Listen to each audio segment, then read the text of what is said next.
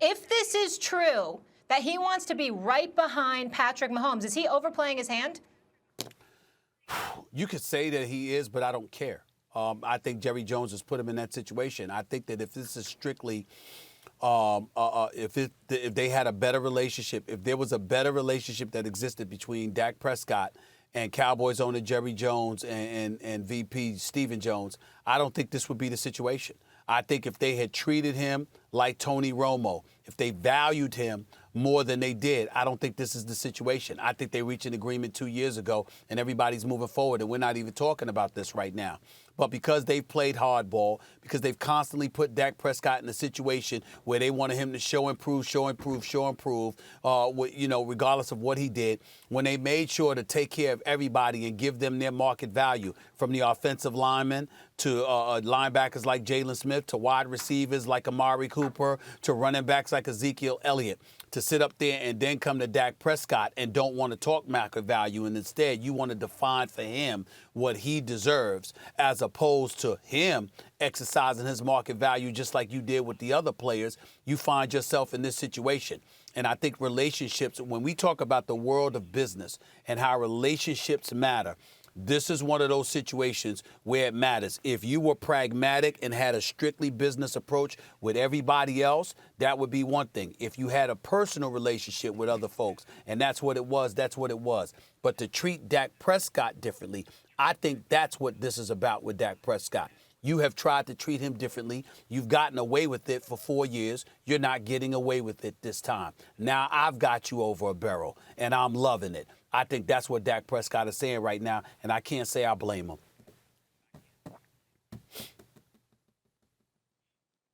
Go ahead, Rob. Yeah, I agree. Look, it's not Dak. It's not Dak's fault. It's not Dak's fault that Dallas did this. They put themselves in this position. Cowboys. This is a supply and demand league.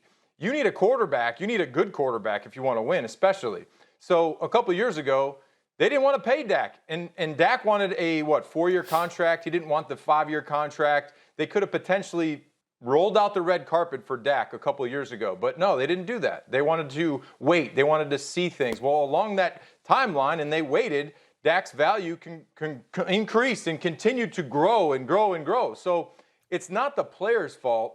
It's not Dak's fault that he's trying to get the most value in what he gives that team. And to be second behind Patrick Mahomes, I mean, it's that I don't take anything against Dak for trying to do that. Not at all. I mean, he's a football player. You have a very small window to make the most that you possibly can in the NFL. And look, it goes each way. The players, sometimes they have the advantage, and then most of the times they don't have the advantage at all. The teams take advantage of the players. So anytime a player has a chance to put the team over the barrel, I don't have a problem with that. Go out there, make as much money as you can, because in 15 years, there'll be somebody else that they're dealing with.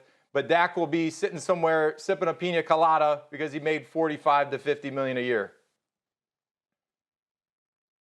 Is Dak Prescott overplaying his hand? The answer is yes. But let's go back a little bit.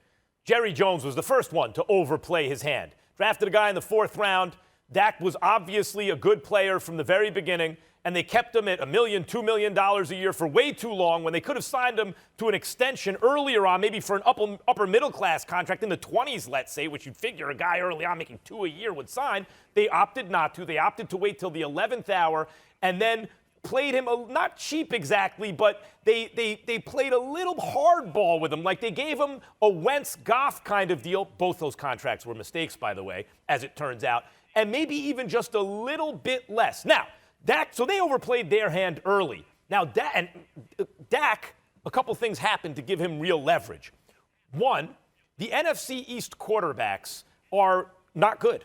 And so the division became so weak that Dak offers you a chance, just by signing him, to host home playoff games. You get a home playoff game, more than likely if Dak is your quarterback for the foreseeable future until they get some quarterbacks in the NFC East. So that's worth a premium. The other thing is, with Andy Dalton, you think, pretty good backup. They won't fall off that much because really it's a lot about the receivers and the offensive line. They fell off a whole lot offensively. So those things swung in Dak's favor. And now he has all this leverage. Is he overplaying his hand now? Yes, I believe he is. because you can't, if you're the Cowboys, pay over $40 million a year for a guy and still hope to try to compete for a Super Bowl if that guy is not good enough to make up for other deficiencies. And the Cowboys have a lot of holes on this team. And the other thing that happened is Russell Wilson has said he's named the Cowboys as one of the places he'd agreed to a trade to.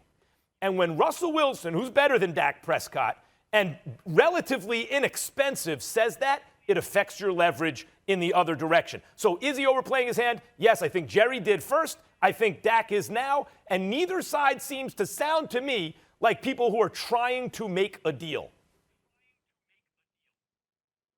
Well, listen, but that's the whole point. And if you're not trying to make a deal, why is that if you're Jerry Jones?